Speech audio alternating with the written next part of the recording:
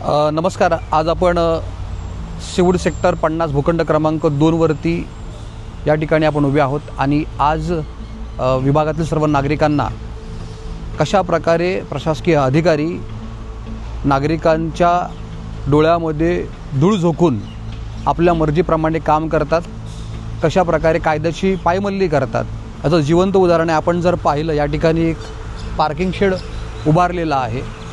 सदर भूखंड जो आहे हा विकास आराखड्यामध्ये आपण सिविक सेंटरमध्ये म्हणून त्या ठिकाणी त्याची नोंद केलेली आहे.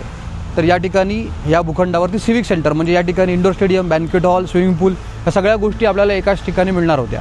ज्यावेळेस आपण याची मागणी आयुक्तांकडे गेल्या अनेक वर्षांपासून करतो आहे, त्यावेळेस प्रशासन आपल्याला उत्तर देतं जोपर्यंत वापरात बदल होणार नाही तोपर्यंत या ठिकाणी आपल्याला बांधकाम सुरू करता येणार नाही. तर मला प्रशासनाला हा प्रश्न विचारायचा आहे, जर या ठिकाणी वापरात बदल झाला नाही मग या ठिकाणी जे पार्किंग शेड बांधलेलं आहे हे कोणत्या कायद्याअंतर्गत बांधलेलं आहे? नवी मुंबई महानगरपालिकेच्या कायद्यानुसार जेव्हा एखादं बांधकाम त्या ठिकाणी केलं जातं आणि वरती त्याच्यावरती शेड उभारलं जातं तेव्हा ते अनधिकृत बांधकाम म्हणून घोषित केलं जातं. नगरसेवक ज्यावेळेस अनधिकृत बांधकाम करतो त्यावेळेस त्या नगरसेवकाला पदाचा राजीनामा द्यावा लागतो, त्यांचं जे पद आहे ते निष्कासित होऊन जातं.